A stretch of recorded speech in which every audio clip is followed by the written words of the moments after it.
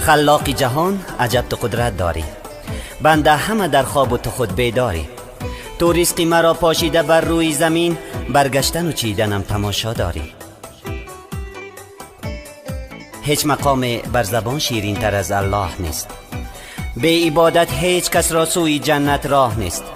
ای مسلمانان ببینید پاکی دنیای ما، هیچ آغازی عمل به نام بسم الله نیست.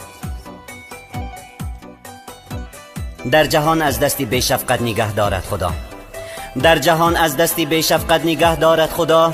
بنده را از پای بیتارت نگه دارد خدا.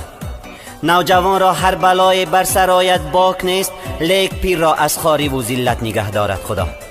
سنگ پوشت از نیکی خود نیشی کژدم دیده است، نیک کاران را بد و اینت نگه دارد خدا. در جهان از دستی بی شفقت نگه دارد خدا، بنده را از پای بیتارت نگه دارد خدا.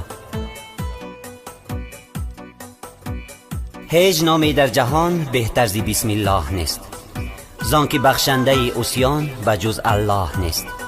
نام بسم الله را از جان و دل تحقیق دان، هر کی بسم الله گوید در جهینش جای نیست.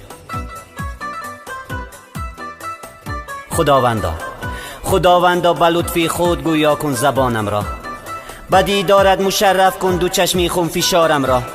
مرا از عشق خود مانندی احمد کن در این عالم، بیسوز از عشق سوزانت تو پوست و استخوانم را.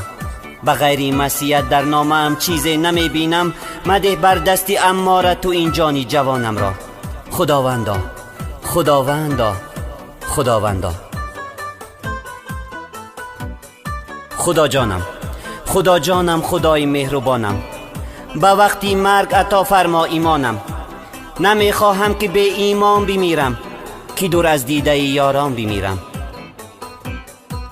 دل به دست آور که حجی اکبر است، دل به دست آور که حجی اکبر است.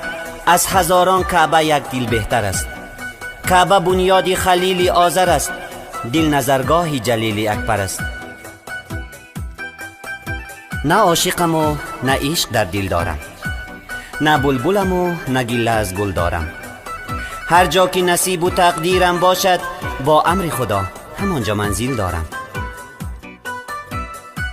به هر کس عرض دل کردن خطا است، به هر کس عرض دل کردن خطا است. به هر جا اشک ریختن ناروا است.